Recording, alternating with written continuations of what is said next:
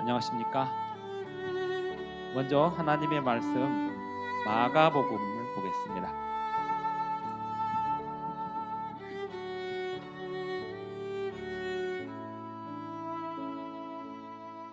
마가복음 14장 1절 2절입니다. 이틀이 지나면 유월절과 무교절이라 대제사장들과 서기관들이 예수를 흉계로 잡아 죽일 방도를 구하며 이르되 밀란이 날까 하노니 명절에는 하지 말자 하더라.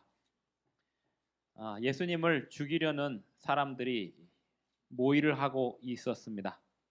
그리고 예수님은 제자들과 유월절 만찬 저녁 식사를 하셨습니다. 제자들의 발을 씻어 주셨고 또 그 제자 중에 한 명은 예수님을 팔아먹으러 나갔습니다. 그런 시점에서 마가복음 14장 26절에 보면 이에 그들이 찬미하고 감람산으로 가니라.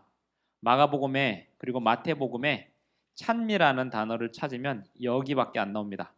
예수님께서 마지막 만찬을 제자들과 하신 후에 한 명의 제자는 예수님을 팔아먹으러 나갔고 나머지 제자들은 예수님을 다 배신하고 도망갈 즈음 제자들은 자기가 예수님을 배신할 것을 알지 못했고 예수님은 그 제자들이 자기를 배신할 것을 알고 있는 상황이었습니다. 그리고 몇 시간 뒤면 예수님은 겟세마네 동산에서 땀을 피처럼 흘리며 기도하실 것이었고 그 다음 날에는 본인이 창조하신 사람들에 의하여 십자가에 못 박히시고 온몸이 갈기갈기 찢기실 것을 알고 계셨습니다.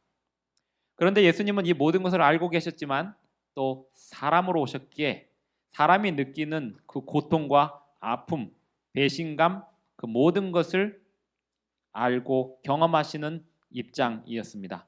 이런 상황에서 예수님은 26절에서 이에 그들이 찬미하고 감람산으로 가니라.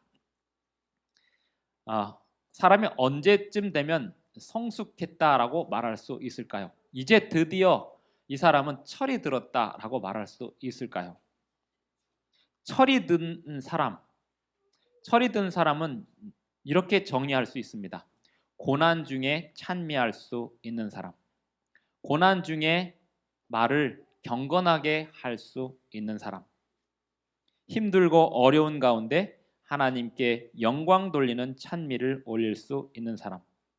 마태복음과 마가복음에서 찬미라는 단어, 이 찬양, 마리아가 하나님을 찬양했다 이런 구절이 나오긴 하지만 예수님께서 제자들과 함께 찬미했다라고 하는 구절이 겟세마네 동산 직전에만 나오는 이유가 무엇일까요?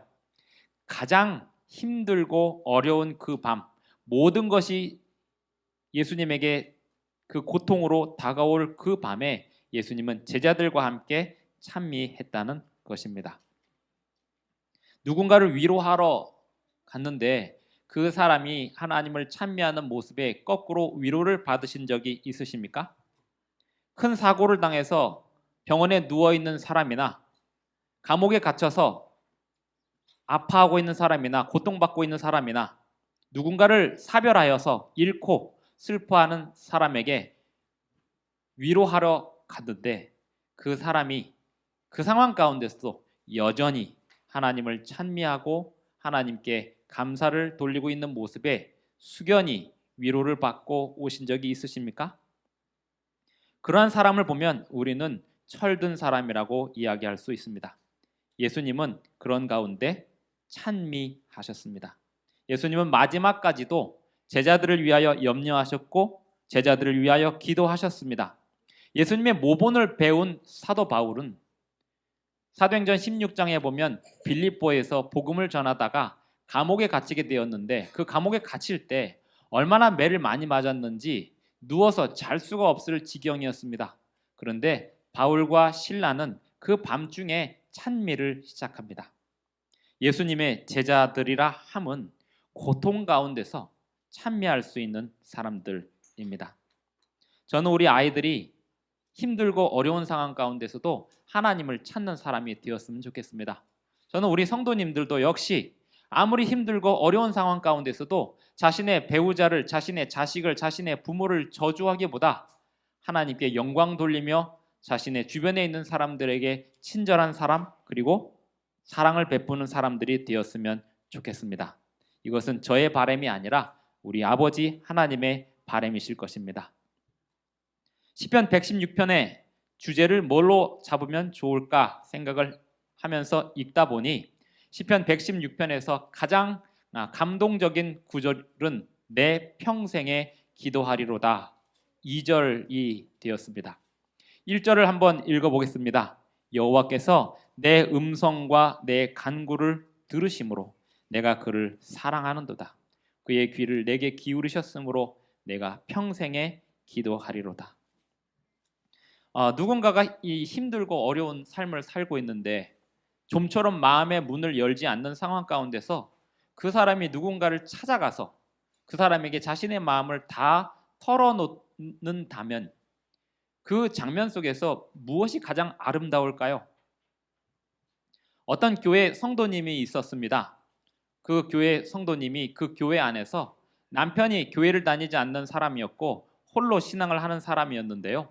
그 성도님은 교과 공부를 잘 가르치고 교회에서 교회를 잘 섬기는 거의 장로님급 되는 그러한 리더십을 가지고 있는 사람이었습니다. 하지만 교회 생활을 열심히 하면 할수록 세상에서의 핍박, 믿지 않는 남편의 핍박은 더욱더 거세어졌고 또 교회 안에서의 시기 질투도 더욱 거세어졌습니다. 그러던 가운데 또 다른 한 명의 성도가 그 교회로 이사를 갑니다. 그 성도 또한 이 성도는 남편이 없는 사람이었고 더 상황이 심각한 상태였습니다. 자녀가 있는데 이 자녀도 신앙을 하지 않는 사람이었고요. 그런데 이 사람이 교회 다닌 지 얼마 안 돼서 그 집사님이 찾아오셨답니다. 내가 지금까지 누구에게도 털어놓지 못한 이야기를 집사님에게 하고 싶어요. 왜냐하면 집사님은 내 이야기를 들어도 시험에 들지 않을 것 같아서입니다. 라고 하면서 두 분이 대화를 나누시면서 서로 힘을 받으셨답니다. 그리고 그 두 분은 그 이후에도 여전히 교회에서 그리고 밖에서 공격과 핍박을 받았지만 하나님의 말씀 안에서 서로를 붙들고 기도하면서 힘을 내고 살아가고 있다고 들었습니다. 내 평생에 기도하리로다. 기도를 많이 하는 사람은 이 세상에서 어떤 인생을 살까요? 행복하고 잘 살고 어디 가든지 소통이 잘 되고 즐겁게 살까요? 성경에 의하면 무릇 그리스도 안에서 경건하게 살고자 하는 자는 핍박을 받으리라 했습니다. 그러면 성경이 말하는 철든 인간이란 어떤 인간일까요? 핍박은 거세어지는데 거세어지는 그 핍박을 넉넉히 이길 수 있는 사람. 빌립보서는 다시 한번 이야기합니다. 내게 능력 주시는 자 안에서 내가 모든 것을 할 수 있느니라. 여호와께서 내 음성과 내 간구를 들으심으로 내가 그를 사랑하는도다. 사람들은 말을 잘하는 사람보다 잘 들어주는 사람을 훨씬 좋아합니다. 잘 들어주는 분이 누구실까요? 우리 하나님은 말을 잘하시는 분입니까? 들으시는 분입니까? 우리 하나님은 말을 안 합니다. 때로는 너무 답답하리 많지 말을 안 합니다. 하지만 정말로 잘 들어주십니다. 그리고 믿고 털어놓을 수 있는 분은 우리 하나님 분이십니다. 이 세상에서 지도자가 된다라고 하는 것은 어떤 의미를 가지고 있을까요? 지도자가 되면 될수록 자신의 이야기를 누군가에게 이야기하지 않아야 된다는 사실을 배우게 됩니다. 어떤 소그룹의 단체가 돼도 그리고 어떤 큰 그룹의 단체가 돼도 죽을 때까지 자기만 안고 가야 하는 문제들이 점점 많아진다는 사실을 알게 됩니다.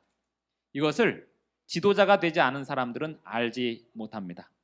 많은 사람들은 지도자가 되면 더 많은 사람들과 소통해야 한다라고 주장하지만 지도자는 오직 하나님과 소통하는 것이 훨씬 안전할 때가 많습니다. 지도자는요, 자신의 가족들과도 소통하지 말아야 될 이야기들도 있는 것입니다. 모세가 마지막에 미리암과 아론의 공격을 받습니다. 왜였냐면 모세가 미리암과 아론, 자신의 누나와 자신의 형인 그들의 공격을 받을 수밖에 없었던 이유는 모세가 하나님과 개인적으로 소통하는 그 가운데 일어나는 일들에 대하여 일일이 다 이야기할 수 없었기 때문에 그 부분에 대하여 벼르고 있던 이 형과 누나는 모세의 아내가 피부가 까무잡잡하다는 이유로 그 아내를 깜둥이라고 놀리면서 사건이 벌어지기 시작합니다. 모세는 그 가운데서도 참고 견뎠습니다. 모세는 온유함이 지면의 모든 사람보다 승하더라라고 성경은 기록하고 있습니다. 어떻게 그렇게 지면의 모든 사람보다 승한 사람이 될 수 있었을까요? 하나님을 닮아가고 있었습니다. 여호와께서 내 음성과 내 간구를 들으심으로. 방금 전에 제가 마가복음 14장에서 예수님께서 감람산에 가시면서 찬미하셨다라고 하는 말씀을 드리다가 왜 시편 116편으로 넘어왔는가 하면 예수님께서 제자들과 함께 부른 찬미의 내용이 시편 115편, 116편, 117편, 118편 이 네 장이기 때문에 그렇습니다. 예수님께서는 이 세상에 오셨을 때 유대인들의 유전과 전통을 전부 다 격파하신 게 아니었습니다. 유대인들이 가지고 있었던 전통과 유전 중에 매우 좋은 전통이 있었습니다. 그것은 유월절 절기에 식사하기 전에 부르는 찬미가 있었고 식사 후에 부르는 찬미가 있었으니 시편 113편과 114편이 식사 전에 부르는 찬미였고 시편 115편, 6편, 7편, 8편이 식사 후에 부르는 찬미였습니다. 그것이 유대인들의 전통으로 내려왔습니다. 그리고 예수님은 그 전통을 그대로 순종하고 지키셨습니다. 예수님은 유대인의 유전과 전통을 전부 다 혁파하신 게 아니었습니다. 유대인의 유전과 전통 중에서 하나님의 계명을 어기면서까지도 그들의 유전이 우위에 섰던 부분에 대하여 예수님은 그들의 유전과 전통에 싸워야 하셨습니다. 하지만 유대인들이 가지고 있었던 그 본래 중요한 유전과 전통, 예를 들면 절기에는 이 찬미를 부른다. 시편 113편과 114편을 부르고 식사 후에는 115편, 6편, 7편, 8편을 곡조를 달아서 노래를 부른다라고 하는 그 전통을 예수님께서는 잘 순종하고 계셨던 것입니다. 그래서 엘렌 화이트는 예수님께서 부르셨던 찬미들이 시편 115편, 6편, 7편, 8편이라고 언급하였던 것입니다.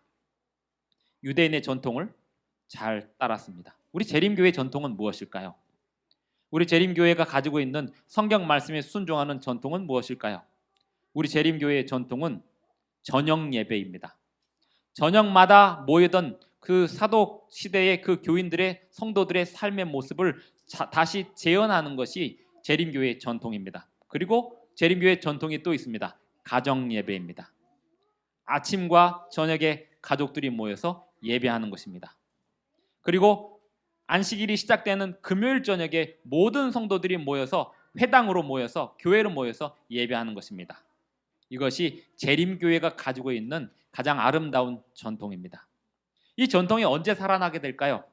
다시 무서운 핍박이 다가오게 되면 그 전통은 살아날 수밖에 없을 것입니다.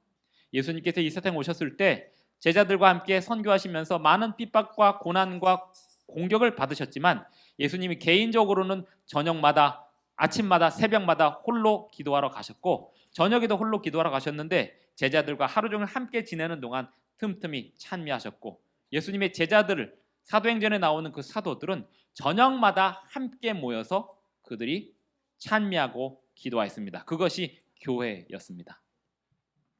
그들이 어떤 찬미를 불렀을까요? 시편 116편을 불렀을 것입니다. 여호와께서 내 음성과 내 간구를 들으심으로 내가 그를 사랑하는도다. 그의 귀를 내게 기울이셨으므로 내가 평생에 기도하리로다. 한 나라의 지도자가 되면 또 한 단체의 지도자가 되면 자신이 알고 있는 어떤 정보에 대하여 자신의 가족과도 공유하지 말아야 되는 일들이 있습니다. 그것을 누구하고도 공유하지 않고 어떻게 살 수 있을까요? 사람은 자기가 알고 있는 정보를 다른 사람과 공유하지 않고는 못 살게 되어 있습니다. 그게 사람입니다. 사람과 동물이 비슷한 점이 있다면 의사를 소통한다는 것이지만 사람이 동물과 다른 점이 있다면 의사소통을 아주 긴밀하게 감정을 섞어서 전달할 수 있다는 것입니다. 그런데 그렇게 전달하고 싶은 그 욕구를 참고 누군가에게만 털어놓아야 한다면 그것은 하나님뿐입니다. 때로 어떤 분들이 치매 노인을 자신의 어머니나 아버지가 치매가 걸리시면 그 노인을 끝까지 모시면서 효도하는 모습을 봅니다. 그럼 옆에서 그 모습을 목사로서 지켜보면 저분은 저렇게 매일 아침마다 자신의 어머니, 치매 걸리신 어머니, 치매 걸리신 아버지에게 저렇게 극진히 다하는데 그 어머니가 빨리 잠드시면 좋지 않을까라고 생각을 하던 차에 그 성도님이 하시는 말씀이 저분이 저렇게 계셔도 나는 저분이 살아있는 게 좋지 잠드시는 게 좋지 않다라고 말씀을 하시더라고요. 그러면서 하는 이야기가 내가 누구에게도 털어놓지 못하는 이야기를 우리 부모님에게 가서 털어놓는데 우리 부모님은, 우리 어머니는, 우리 아버지는 그것을 전혀 듣고 반응할 수 없지만 내가 털어놓을 아버지 어머니가 있다는 사실만으로도 나는 위로가 된다. 와, 이 세상에서 자신의 이야기를 들을 수 없는 무능력한 부모에게만 자신의 생각을 털어놓으면서 자신의 마음을 다잡는 그런 사람들도 있는데 하나님은 살아계셔서 비밀을 지켜주시고 우리의 음성과 간구를 들으실 뿐만 아니라 우리의 개인적인 내면의 문제들을 해결하시는, 제가 마음이 가장 아플 때는 어떤 어머니가 저에게 이야기하는 거예요. 우리 아이들이 교회 나오기를 원하지만 내가 그 아이들에게 어떻게 할 수가 없어요. 어떤 아이는 이렇게 얘기합니다. 우리 엄마가 교회를 나왔으면 좋겠는데 우리 엄마가 교회를 안 가겠대요. 어떻게 하면 좋을까요? 강제로 끌고 나오면 될까요? 아니면 교회 나오면 직장도 잡아주고 뭣도 해주고 다 해준다고 해서 유혹해서 데려오면 될까요? 사람의 마음은 오직 하나님만 움직이실 수 있습니다. 사랑이 굳어버린, 사랑이 식어버린 연인, 완전히 돌아서버린 배우자, 이런 경험을 하는 사람들은 인생의 절벽을 경험하게 됩니다. 죽은 사람만큼이나 두렵고 힘든 경험을 하게 됩니다. 그런데 시편 116편의 이 말씀을 지은 이 시인은 그것을 경험하면서 이 시를 썼습니다. 여호와께서 내 음성과 내 간구를 들으심으로 내가 그를 사랑하는도다.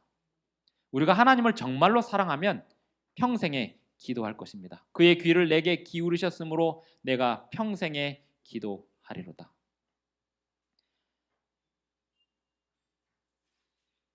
목사님이 자기 자녀 이야기하면 자녀가 없는 사람이나 또 자녀에 대한 열등감을 가진 사람들이 마음이 불편할 수 있습니다만 그럼에도 불구하고 가끔 자녀 이야기를 하는 이유는 이 자녀를 위하여 기도하는 그러한 마음으로 성도를 위하여 기도할 때가 많다는 얘기를 드립니다. 우리 아이가 학교를 가면요, 아침에 학교를 가면 그 아이가 출발하는 시간부터 돌아오는 시간까지 이 부모는 뭐 할까요? 열심히 자기 일을 하느라 아이가 어떻게 지내는지 모를까요? 아이가 학교에 가 있는 동안 지금 1교시가 끝났겠구나, 지금 2교시가 끝났겠구나, 정확한 시간은 알지 못해도 이 아이가 학교에서 어떻게 지내는지 그 모습을 혼자 상상하면서 끊임없이 기도를 하는 것입니다. 똑같은 마음으로 목사는 성도들이 지금 어디서 어떤 직장 생활 속에서 이런 삶을 경험하겠구나, 이런 일들을 하고 있겠구나, 그 일을 놓고 기도하는 것입니다. 그러다 보면 꿈속에서 그 성도가 나타나서 이야기를 합니다. 그런 거 경험해 보셨습니까? 꿈속에서 저 이러이러해요, 이러이러합니다, 저 좀 도와주십시오. 그리고 며칠 뒤에 그 사람에게 전화를 하면 목사님, 제가 누구에게도 이야기하지 않았는데 어떻게 하셨어요? 어떻게 알겠뇨? 여호와께서 내 음성과 내 간구를 들으시기에 내가 사랑하는 그 하나님께서 기도하는 사람들의 이야기를 전달하십니다. 하나님은 정말로 살아계십니다. 누군가를 설득해서 될까요? 우리 아이들, 우리 자녀들, 우리 가족들, 예수님은 평생 그 형들과 누이들을 예수님께로 이끌지 못하셨습니다. 그러나 예수님께서 돌아가신 이후에 예수님 부활하시기 직전에 야고보를 찾아갔습니다. 그리고 나의 제자가 되라고 말씀하셨고요. 그 야고보는 초대교회의 의장이 됩니다. 그리고 야고보서를 기록한 사람이 됩니다. 유다요, 유다서를 읽어보시면 예수님의 첫 번째 형이 야고보였고 두 번째 형이 유다였습니다. 예수님이 살아있는 동안에는 계속 예수님을 괴롭히던 존재들이었습니다. 그리고 마리아에게 가서 저 예수 좀 조용히 시키라고 했던 사람들이었습니다. 우리 집안 망신 다 시킨다는 거였습니다. 예수님은 요셉의 형제들과 같은 형제였지만 어머니가 다른 배다른 형제들이 있었습니다. 예수님은 그 집안의 마지막 아들이었습니다. 그런데 그 형들, 적어도 형들이 4명 있었던 걸로 나옵니다. 누이들이라고 표현한 거 보면 누이들이 2명 이상 있었습니다. 첫 번째 형이 야고보였고 두 번째 형이 유다였습니다. 유다서 1장을 한번 보시면 유다서 1장 1절 예수 그리스도의 종이요 야고보의 형제인 유다는 이렇게 얘기합니다. 자기를 뭐라고 얘기하냐면 예수와 형제였던 유다는 이렇게 하지 않고 예수 그리스도의 종이요 야고보의 형제인 유다는 부르심을 받은 자 곧 하나님 아버지 안에서 사랑을 얻고 예수 그리스도를 위하여 지키심을 받은 자들에게 편지하노라 라고 하면서 딱 한 장을 성경으로 남겼습니다. 유다서의 내용의 핵심은 정신 차려라 했습니다. 떨어져 나가지 말아라 했습니다. 하나님의 말씀에 붙들려 있고 순종해라. 구원을 잃어버릴 수 있으니 조심해라 했습니다. 예수님이 돌아가시기 직전까지 예수님을 핍박하던 그 유다는 예수님 부활하신 이후에 예수님을 영접하고 평생 예수님의 제자로 종으로 살았습니다. 누군가를 위하여 간절히 기도하면 그 기도는 하나님이 반드시 들어주십니다. 여호와께서 내 음성과 내 간구를 들으심으로 내가 그를 사랑하는도다. 그의 귀를 내게 기울이셨으므로 내가 평생에 기도하리로다. 부모가 자녀에게 신앙하는 부모가 자녀에게 가장 바라는 게 무엇일까요? 아이가 학교에 가면 수업을 시작하기 전에 기도하는 것입니다. 그리고 1교시가 마치면 다시 2교시 때 다시 기도하는 것입니다. 이 반을 위해서요. 그런데 아이들이 그렇게 기도할 만큼 철이 들어있지 않습니다. 그렇다고 부모가 강요하거나 강제할 수 없죠. 너 오늘 가서 기도 몇 번 했어? 5번 해야 되는데 3번밖에 안 했어? 몇몇 2대 이렇게 할 수는 없지 않습니까? 그러면 그럴수록 아이는 신앙이 더 힘들어질 테니까요. 그것도 역시 부모가 기도하면서 모본을 보이는 수밖에 없습니다. 그의 귀를 내게 기울이셨으므로 하나님은 우리에게 귀를 항상 기울이시고 계십니다. 하나님은 우리가 뭐 하기를 바라시냐면 평생 기도하기를 바라십니다. 3절 사망의 줄이 나를 두르고 수월의 고통이 내게 이름으로 내가 환난과 슬픔을 만났을 때 내가 여호와의 이름으로 기도하기를 여호와여 주께 구하오니 내 영혼을 건지소서 하였도다. 아이들이 학교에 있으면서 눈물을 흘리고 아파하는 이야기를 선생님에게 들을 때가 있습니다. 그러면 그 이야기를 들으면 무슨 생각이 들었냐면 이 아이들이 이렇게 학교에 있으면서 눈물을 흘리고 아파하는 이 똑같은 경험을 어른들도 다 하고 살겠구나. 억울해서 울고요. 다쳐서 울고요.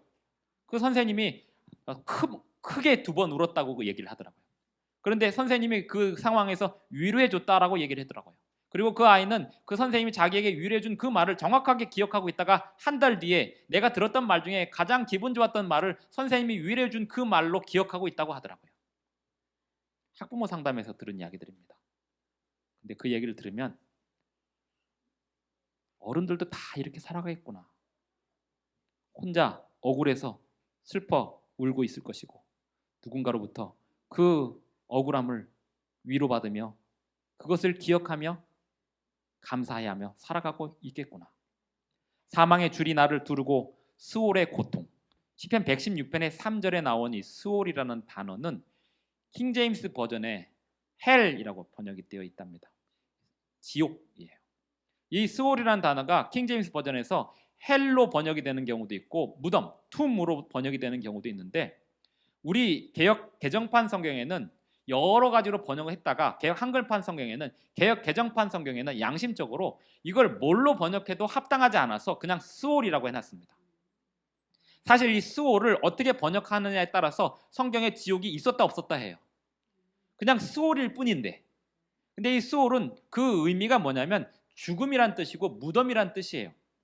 사람이 죽으면 수월에 간다 하면요, 이걸 상상을 하면 아, 죽으면 지옥에 간다는 뜻이구나 라고 해석하면 지옥이 있는 거고요, 그냥 무덤에 가는구나, 죽는구나 라고 해석하면 그냥 수월입니다. 사망의 줄이 나를 두르고 수월의 고통이 내게 이름으로. 그러므로 이 수월이 지옥인지 무덤인지를 알려면 죽음에 대하여 어떻게 설명했는지를 알면 알 수 있죠. 분명한 것은 죽은 자는 하나님을 찬양하지도 못하고 아무 생각도 없다고 전도서 9장과 시편 115편에서 설명했기 때문에, 죽은 자는 아무런 감정도 없고 아무런 느낌도 없고 아무런 생각이 없기 때문에 죽은 자들이 존재하는 어떤 지옥이란 것은 없는 거죠. 나중에 부활하여서 온 몸으로 받는 불의 심판을 겪는 그러한 지옥은 있어도 죽어서 가는 어떤 그런 곳은 없는 곳입니다. 그러므로 개역 개정판에서는 여러 고민을 하다가 그냥 스올이라고 번역했습니다. 이거 좋은 번역입니다. 사망의 줄이 나를 두르고 스올의 고통이 내게 이름으로 내가 환난과 슬픔을 만났을 때. 장례식장 가면은 사람들이 돌아가신 분을 불쌍하다고 그러는데, 저는 진심으로 돌아가신 분처럼 부러운 사람들도 없어요. 잠이 안 오는데 옆에서 코 골면서 자면은 그게 그렇게 부러운 거 아시죠?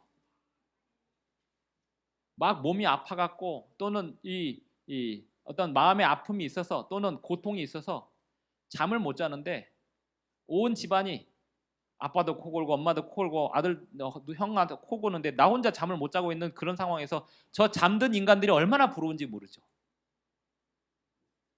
이미 잠드신 분들은, 더군다나 예수님 안에서 재림의 소망을 안고 잠드신 분들은 얼마나 편안한 잠을 자고 있는지, 아무런 고통도 없고 기억도 없고 예수님이 다시 그 기억을 살려주시기 전까지 편안하게 잠들어 있는 그 행복, 눈 뜨면 바로 하늘나라에 가는데, 다만 그때 그분들이 찾는 우리가 있어야 되지 않겠습니까? 그 자리에 사망의 줄이 나를 두르고 수월의 고통이 내게 이른다라고 하는 것은 죽기 직전까지의 고통이죠. 며칠 전에도 장례식장을 방문하고 왔는데 그 목사님의 어머니가 돌아가셨습니다. 그래서 목사님의 어머니 돌아가신 그 장례식장에 가서 목사님과 사모님에게 개인적인 이야기를 들었어요. 그분들이 집에 모시고 형제들이 그렇게 많아도 결국 이 목사님 부부가 아버지도 이분들이 모셨고 맞이도 아닌데 어머니도 이분들이 모셨어요. 그런데 이분들이 이 어머니가 돌아가실 때 그 돌아가시기 직전에 숨을 못 쉬갖고 숨을 너무 힘겹게 쉬시더래요. 근데 그 숨을 너무 힘겹게 쉬시는 그 모습이 너무 안쓰럽고 고통스럽고 불편하더래요. 그런데 어느 순간 숨이 딱 멎이는데 그 표정이 너무 행복해 보이더라고요. 숨이 잘 안 쉬어지는 그 숨 못 쉬는 그 고통에서 놓여나는 그 행복이 느껴지더라는 거죠.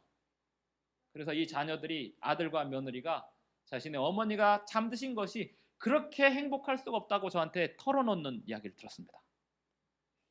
사망의 줄이 나를 두르고 수월의 고통이 내게 이름으로 내가 환난과 슬픔을 만났을 때, 차라리 죽는 게 낫지 왜 이렇게 살아야 되는가라는 생각이 들 때요, 그럼에도 불구하고 우리가 살아있는 이유가 무엇일까요? 내가 여호와의 이름으로 기도하기를 여호와여 주께 구하오니 내 영혼을 건지소서 하였도다. 그렇게 해서 일어서잖아요. 그럼 어떻게 될까요? 또 다른 사람이 내가 일어서는 모습을 보면서 일어설 힘과 용기가 생깁니다. 왜 고통 가운데 살아가는 사람들이 죽지 않고 살아있을까요? 그들을 통하여 또 다른 누군가에게 하나님께서는 기별을 전하고 있다는 사실입니다. 내가 죽지 않고 살아서 여호와를 찬양한다고 시편은 말씀하고 있습니다. 5절, 여호와는 은혜로우시며 의로우시며 우리 하나님은 긍휼이 많으시도다. 여호와께서는 순진한 자를 지키시나니. 여기 순진한 자, 헬라어 성경에는 어린아이라고 되어 있습니다. 마태복음에도 똑같이 어린아이라고 되어 있습니다. 똑똑한 자들은 제끼시고 어린아이들에게 복음을 전하셨다, 이런 표현이 있습니다.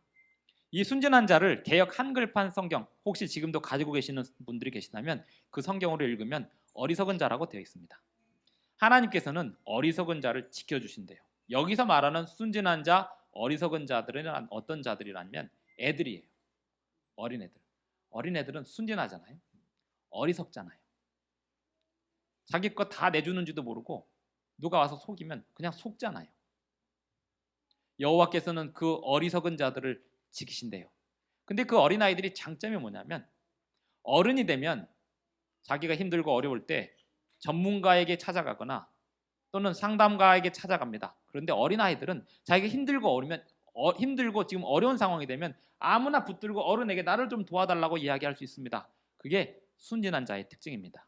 그런데 그러한 순수한 믿음과 순전한 믿음으로 그 순전한 신뢰심으로 하나님께 찾는 자들, 여호와께서는 어리석은 자, 순진한 자를 지키시나니 내가 어려울 때 나를 구원하셨도다. 이 개가 양들을 모는 양치기 개들이 있습니다. 이 양치기 개들은 어려서부터 그 양을 몰도록 훈련을 받고 그 부모대로부터 계속해서 그렇게 유전적으로 되었기 때문에 아주 어린 강아지들도 본능적으로 그 양들을 돌봅니다. 근데 그 재밌는 건 이 개가 움직이는 대로 양들이 막 또 몰려 다닙니다. 이 개한테 덤비는 애도 없고요. 개가 이쪽으로 가라면 이쪽으로 가고 저쪽으로 가면 저쪽으로 가는데 심지어 어떤 개는 앞서서 막 따라오라고 하면 양들이 이렇게 그 개만 쫓아갑니다. 자기보다 몸집이 절반밖에 안 되는 애를 쫓아가죠. 그리고 이 개가 심지어 어떤 역할까지 하냐면 길을 가다가 앞에 장애물이나 사람이 있으면요.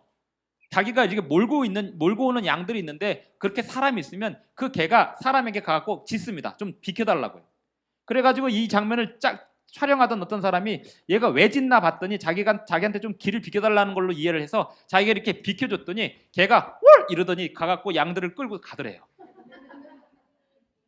근데 그 양들을 이끌고 있는 그 개도 참 충직하지만 그 개를 따라서 그냥 그 개만 쳐다보고 이렇게 따라가는 그 양들, 이렇게 예수님을 따라가는 양들을 선한 양들이라고 하고요. 이렇게 마귀를 따라가는 양들을 악한 양들이라고 합니다. 이 세상은 선한 양과 악한 양으로 딱 나눠집니다. 우리는 순진하게 예수님의 말씀에 순종하고 따라가면서 예수님만 바라보고 삽니까? 아니면 사탄을 바라보며 살아가고 있습니까? 여호와께서는 순진한 자를 지키시나니 내가 어려울 때에 나를 구원하셨도다. 내 영혼아 내 평안함으로 돌아갈지어다. 여호와께서 너를 후대하심이로다. 이것은 자기 만족이나 자기 착각이 아닙니다. 마태복음 11장 28절을 봅니다. 마태복음 11장 28절입니다. 수고하고 무거운 짐 진 자들아 다 내게로 오라. 내가 너희를 쉬게 하리라. 나는 마음이 온유하고 겸손하니 나의 멍에를 메고 내게 배우라. 그리하면 너희 마음이 쉼을 얻으리니. 부모는 자식에게 사랑이라는 이름으로 불필요하게 가혹하게 말할 때가 많이 있습니다. 지금 너 때문에 우리가 다 늦었잖아. 지금 너 때문에 네 동생이 늦었잖아. 왜 어제 하라고 한 걸 아직도 안 했어? 그러나 예수님은 그렇게 이야기하지 않으십니다. 마음이 온유하고 겸손하신 예수님께서는 어린아이가 진 짐을 아시고요. 또 어른이 진 짐을 아십니다. 이 동탄 시내를 다니다가 우리 교회 다니는 어떤 어린아이가 그 학교 주변에서 이렇게 혼자 친구랑 노는 모습을 밤 7시에 저녁 7시에 본 적이 있어요. 그래서 찾아가고 얘야! 반갑게 인사를 나눈 적이 있는데 그 모습을 멀리서 이렇게 물끄러미 보고 야, 저 아이를 누가 지킬까? 부모도 없고 이 험난한 시대에 그 아이가 그 해가 뉘엿뉘엿 넘어가는 그 시간에 그냥 그 또 다른 아이랑 둘이서 그 큰 공원에서 그 큰 공원에 어떤 어른이 지나갈지도 모르는 거예요. 근데 그 큰 공원에서 그냥 덩그러니 놀고 있더라고요. 한편으로는 반갑고 한편으로는 걱정이 됩니다. 내 영혼아 내 평안함으로 돌아갈지어다. 여호와께서 너를 후대하심이로다. 하나님께서 그 어린아이를 지키고 계십니다. 주께서 내 영혼을 사망에서 내 눈을 눈물에서 내 발을 넘어짐에서 건지셨나이다. 내가 생명이 있는 땅에서 여호와 앞에 행하리로다. 우리가 얼마나 많은 위기의 순간에 천사로부터 보호하심을 받았는지 알 수 없습니다. 사실 부모는 자식을 계속 지켜보고 있다고 하지만 얼마나 많은 순간에 아이가 그 낙상 사고를 당할 수 있는 그런 상황, 굉장히 크게 다칠 수 있는 상황을 천사들이 보호하고 있는지 우리는 다 알지 못합니다. 우리는 하루 종일 하나님께 감사해도 부족할 만큼 많은 사고들이 미연에 방지되고 있는데 그걸 알지 못하고 잠깐 뭔가 어려운 일이 생기고 다치고 힘들면 불평할 사람을 찾는 것입니다. 내 영혼을 사망에서 내 눈을 눈물에서 내 발을 넘어짐에서 건지시고 있습니다. 시편 116편 1절에서 여호와께서 내 음성과 내 간구를 들으심으로라고 하는 이 단어를 히브리어 성경으로 읽으면 듣고 계심으로라고 되어 있어요. 지금도 우리의 기도를 듣고 계시고 지금도 말씀을 듣고 있는 우리 성도님들과 저의 모습을 지켜보고 계십니다. 내가 크게 고통을 당하였다고 말할 때에도 나는 믿었도다. 내가 놀라서 이르기를 모든 사람이 거짓말쟁이라 하였도다. 이런 경험 있으시죠? 한 사람에게 아주 강하게 실망을 받아버리면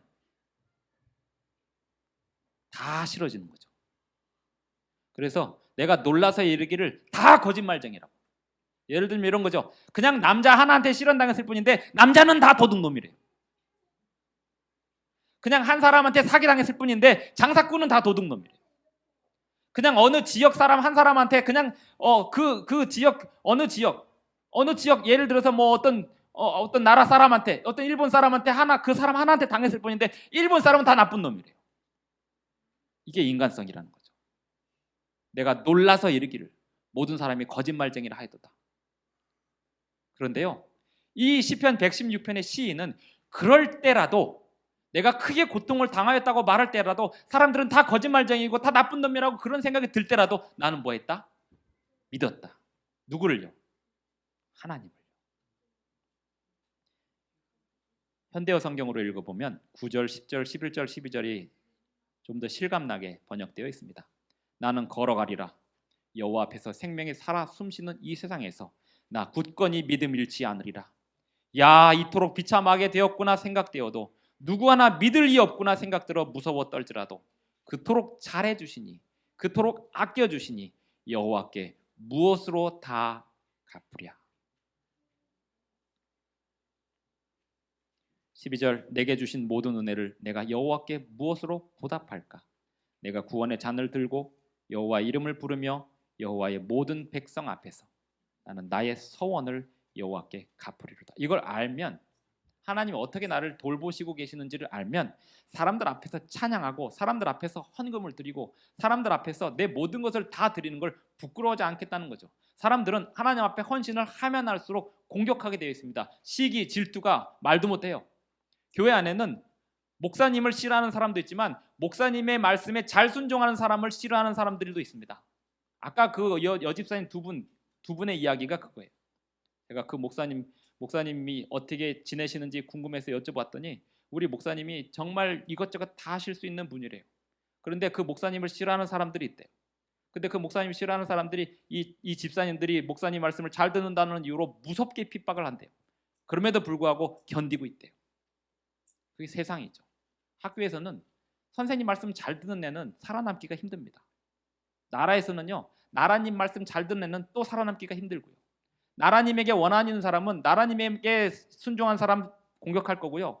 선생님들에게 원한 있는 사람은 선생님에게 순종한 사람 공격할 거고요. 지도자에게 원한 있는 사람은 지도자와 같은 편이 됐다고 생각하는 사람들 다 공격할 겁니다. 하나님에 대하여 스스로 오해하는 사람들은 하나님을 믿는 사람들을 다 죽이려고 덤벼들 것입니다. 오늘날 사람들이 기독교인들을 죽이겠다고 덤비는 사람들이 전 세계에서 테러를 일으키고 있지 않습니까? 그들에게 있어서 기독교는 정치에 불과하지 신앙으로 보지 않습니다. 기독교인들이 다른 종교 사람들을 미개한 사람들을 보는 거랑 똑같은 거죠. 내게 주신 모든 은혜를 내가 여호와께 무엇으로 보답할까?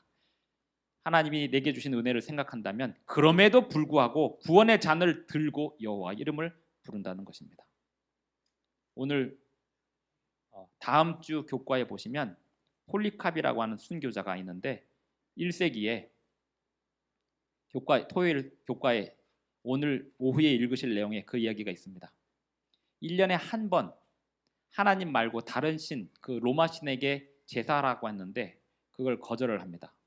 그리고 순교를 당하는데 화형을 당합니다. 이게 폴리카르푸스의 순교에 대한 이야기인데요.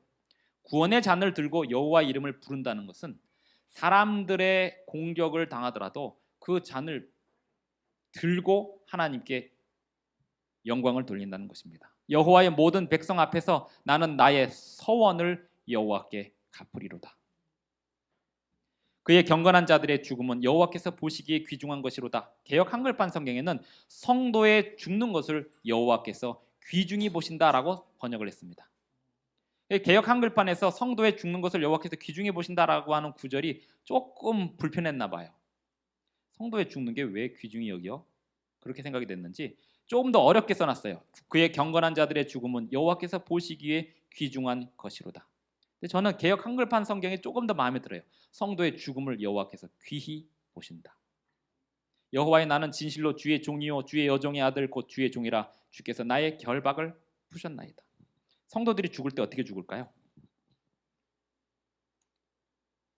사람들이 다 지켜보는 가운데 영광스럽게 죽는 성도들도 있지만 아무도 모르는 가운데, 특별히 모세, 그는요 그렇게 40년 동안 고생을 했지만 그가 죽는 모습을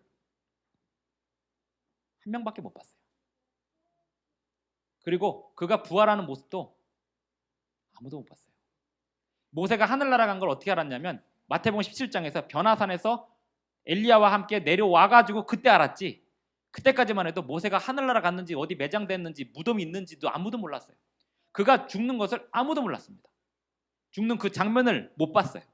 그냥 죽었다라고만 들었죠. 성도들은 그렇게 영광스럽지 못하게 초라하게 아무도 보지 않는 데서 죽을 때가 많습니다. 그러나 하나님은 그 모습을 지켜보신다는 거죠. 교육 305쪽에 보면 구속받은 자들만이 천사들이 자신의 일생에 행한 봉사를 이해할 것이다. 날 때부터 자기를 지켜준 천사, 발걸음을 주목하고 위험한 날에 자기의 머리를 보호해준 천사, 사망의 골짜기에서 자기와 함께하고 무덤을 지키다가 부활의 아침에 처음으로 자기를 맞아준 천사. 무덤에서 일어나면 딱 일어나자마자 자기의 그 수호 천사가 맞이한대요. 이런 천사들과 함께 이야기하며 자기의 일생에 베푸신 하나님의 섭리와 인류를 위한 하늘의 모든 활동과 협력에 대한 이야기를 듣는 일은 얼마나 즐거울까. 이 수호 천사, 보디가드 천사가 언제부터 딱 붙을까요? 정확히 몰라요.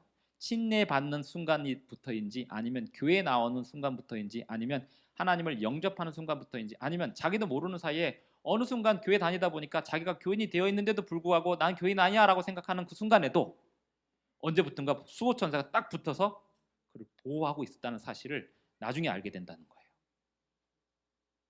나중에 우리가 하늘나라 가면 그 이야기를 다 듣는데요. 굉장히 위험한 순간순간마다 천사가 나를 어떻게 돌봐주었는지를 듣는답니다. 그리고 나중에 우리가 이 세상에서 잠든다 하더라도 깨어나자마자 나를 가장 먼저 맞이하는 그 천사는 나를 보호해주고 수호해줬던 그 천사라는 거죠.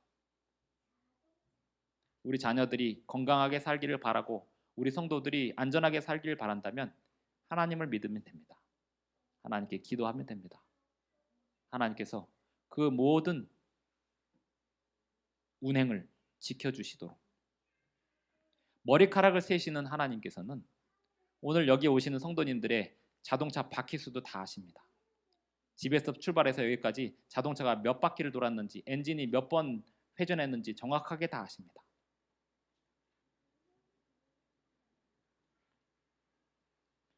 내가 주께 감사제를 드리고 여호와 이름을 부르리이다. 내가 여호와께 서원한 것을 그의 모든 백성이 보는 앞에서 내가 지키리로다. 예루살렘아, 내 한가운데에서 여호와의 성전 뜰에서 지키리로다. 할렐루야. 성경 주석에 보면 19절을 이렇게 주석했습니다. 찬미는 교회 안에서만 부를 수 없다.